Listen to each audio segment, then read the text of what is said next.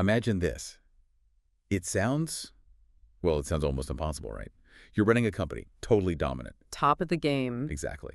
Best product, customers love you, profits are massive, you're doing everything by the book. All the metrics look great. But then, somewhere else, maybe across town, there's this tiny team, unknown, building something simple, maybe even a bit clunky, lower quality perhaps.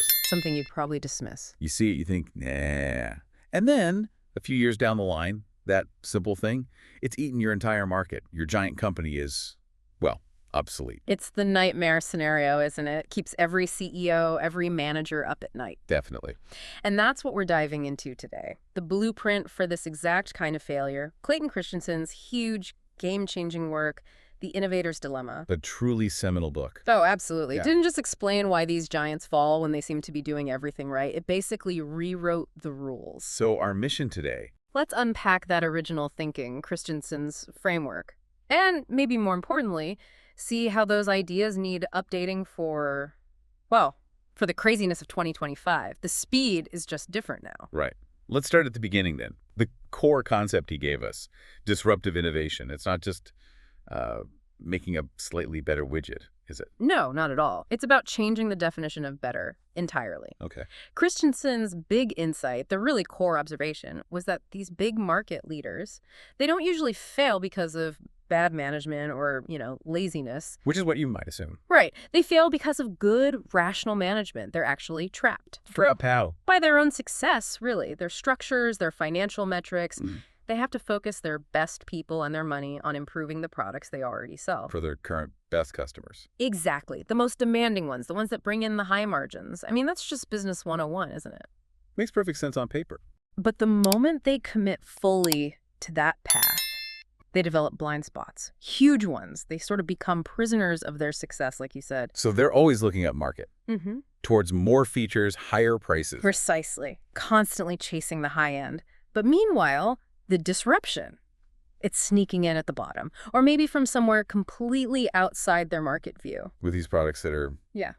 simpler? Often, yeah. Simpler, cheaper, maybe not as powerful initially. They might even seem kind of low quality at first glance.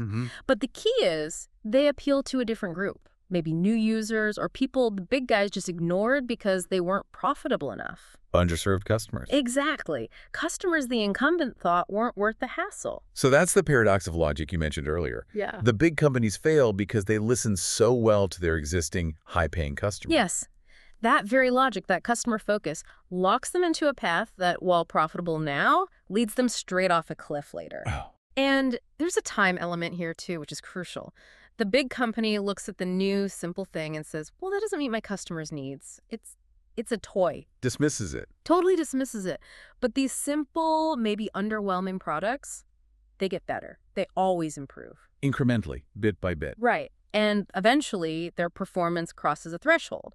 They become good enough for the mainstream market. Oh, okay. And by that point, the incumbent's amazing high-end technology is often too complex, too expensive, basically optimized for a world that's already fading away. The ground shifted under them while they were perfecting the old thing. Exactly. The source material gives some great examples. Remember the hard drive industry back in the 80s? Vaguely, yeah. Big, clunky things. Right. The major players were all focused on making bigger, faster, pricier drives, like 14-inch, 8-inch drives for mainframe computers.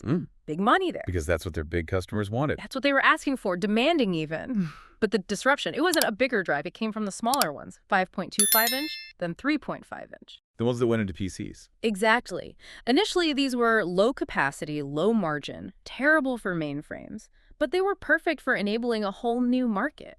Personal computers, and then laptops. Which the big guys missed. They dismissed them until they realized this new form factor had created a market maybe 100 times bigger than the one they dominated. Out. That's a classic example. Yeah. And closer to home, maybe, phones. Like Nokia and BlackBerry. And perfect modern parallel. You had Nokia, BlackBerry, obsessed with reliability, email security, physical keyboards. Targeting the business user, the Yeah. buy margin pro. They were doing exactly what their best customers told them they needed. Logical, right? Seems so. Then bam, 2007, the iPhone arrives. Which initially lacked a lot of those business things. Totally. No physical keyboard, battery life wasn't great for business use back then, email was maybe clumpier for enterprise. But it focused purely on something else. Accessibility, a beautiful interface, the internet in your pocket. It was disruptive because it changed the whole game. It created a new market. A massive new market centered on media, apps, consumer simplicity. And it just sidelined Nokia and BlackBerry almost. Well, it felt like overnight, didn't it? It really did. It's amazing how fast. It shows that best isn't always about specs. It's often about convenience.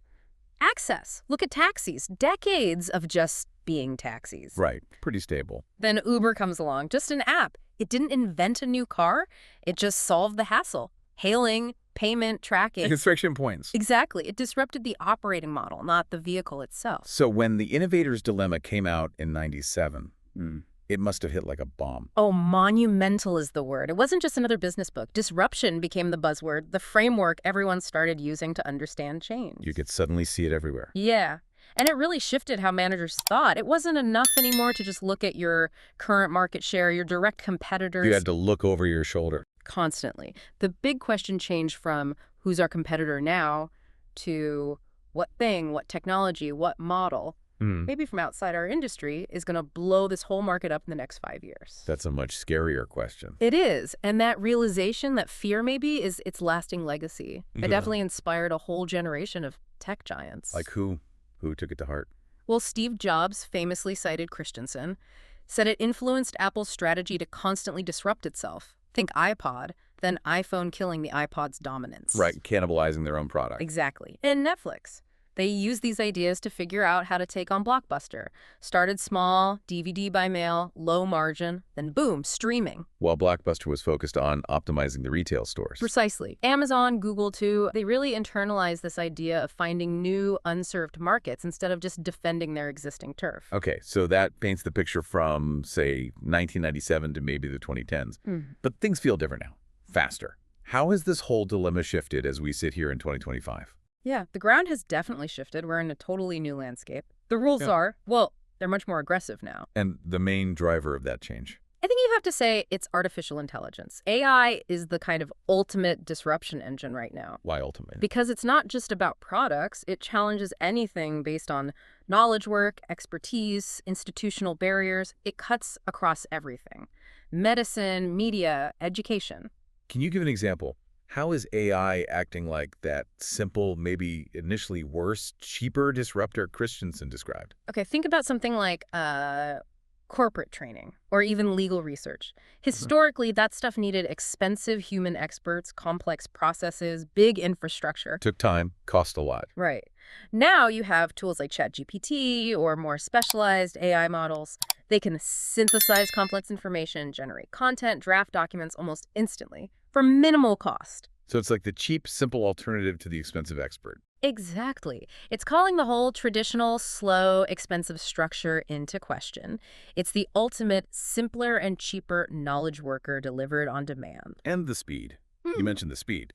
That feels like the other huge factor. Oh, the velocity is terrifying. The source material really highlights this acceleration, where disruption used to maybe play out over a decade. 10 years for the old guard to fall. Yeah, now. It feels like it can happen in 2 years, maybe less. Think about how fast tools like Slack or Figma just took over workplaces. That speed now applies to entire industries. 2 years. That's barely time to react. It really isn't. And that speed comes from technology getting cheaper and easier to access. Democratization, right? How so? Small startups, agile teams, they don't need massive capital for servers or fancy offices anymore. They can leverage powerful AI models that are already built, use cheap cloud computing. So the barrier to entry for being that little disruptive player is way lower. Never been lower, seriously. A couple of smart people in a room can access tools that used to require a Fortune 500 budget. Okay, so we have AI as the force and speed as the accelerator. Yeah. What about the customer? Have they changed too? Definitely. The sources talk about the skeptical customer. Skeptical how? This new generation of users, they're just fundamentally wary of big established brands. especially if they perceive them as only caring about profit. If you want more than just a product. Yeah, they prioritize transparency, authenticity, mission, sustainability, stuff like that. And they'll switch fast. Loyalty isn't guaranteed anymore just because you're the big name. So you can't just rely on your brand equity. Not like before. You have to earn that loyalty now, constantly, by innovating in ways that genuinely solve a deep need, maybe even an ethical one, not just by releasing version 2.1 of last year's thing. Okay. This paints a pretty intense picture for 2025. Yeah. So if Christensen were advising incumbents today in this hyperspeed, AI-driven world, what would this survival guide look like? What are the updated principles? Right, we've kind of distilled 5 key principles based on the source in this current landscape. First one, absolutely non-negotiable, you must isolate innovation. Isolate it. You mean like create separate teams, skunk works, that kind of thing, like Google X or Amazon's labs. Exactly like that. Teams that are deliberately shielded from the day-to-day pressures of the main business, especially short-term profit targets. But haven't companies tried that before? Why is isolating it harder now? It's harder because the pressure for immediate financial results in the main company is even more intense today. Quarterly earnings rule everything. So if a new, potentially disruptive product, which might have low margins initially, has to compete for resources and meet the same profit goals as the established cash cow, the internal antibodies will just kill it. instantly. The politics, the resource allocation battles, they'll starve it. Isolation means truly protecting it, giving it space to grow, even if it looks unprofitable for a while. It needs room to potentially cannibalize the parent leader. That takes serious guts from leadership. Radical managerial courage, yeah. That's principle 1. Overcome internal resistance. What's number 2? Number 2 is about who you're looking at. Identify the non-customer. The non-customer. Okay, explain that. Disruptive innovation, almost by definition, doesn't start with your happy existing customers. It starts with the people you're currently ignoring, the ones who aren't buying your product. Or can't afford it, or find it too complicated, or it's just inconvenient for them. You have to actively go looking for those people. Like the Uber example again. Perfect. Yeah. They didn't ask taxi lovers how to improve the taxi. They found the person frustrated, standing in the rain, unable to get a cab, the person experiencing friction. That friction is the opportunity. That's exactly where the opportunity lies. Find the friction for the non-customer. Okay, so find the non-customer, but going after them, trying new things. That involves risk, right? Failure. Absolutely. Which leads directly to principle 3, accept small failures. You have to make it okay to mess up sometimes. You have to institutionalize it almost. Grant those innovation teams genuine permission to fail. Not big, catastrophic failures, but small ones. Experiments that don't pan out. Because if every failure leads to punishment or budget cuts, then the teams will just retreat. They'll play it safe, focus on tiny incremental improvements to the existing stuff, and you're right back in the innovator's dilemma trap. Failure is just the cost of learning how to disrupt yourself before someone else does. makes sense. Okay, principle 4 must relate to those big tech shifts we talked about. Yeah. AI, green energy. Yep. You have to catch the new waves. Be proactive. You need to get on board with these major technological shifts early. Even if the business model isn't totally clear yet. Especially then. If you wait until the business model is obvious, you're probably already too late. If you don't engage seriously with AI now, someone else, that small, agile team, is building the future while you're still forming a committee to study it. You can't wait on the beach for the tsunami. You gotta paddle out early. Ride the wave before it crashes over you. Okay, proactive engagement. That brings us to the 5th and final principle. You said this one gets really interesting, especially with today's obsession with data. Right. The final principle is mastering data plus vision. Data plus vision. How do they fit together? Look, data's critical, obviously. But what does data really show you? What happened in the past? Patterns, trends. Exactly. Data reveals what was. It tells you about past behavior, past preferences. If you rely only on data, you're essentially optimizing yesterday's business model. Okay, I see the trap. Vision, imagination. That's about what could be. It's about anticipating the future, seeing possibilities that the data doesn't explicitly point to yet, understanding unstated needs. So you need both. You absolutely need both. True disruptive success comes from combining rigorous data analysis with a powerful forward-looking vision.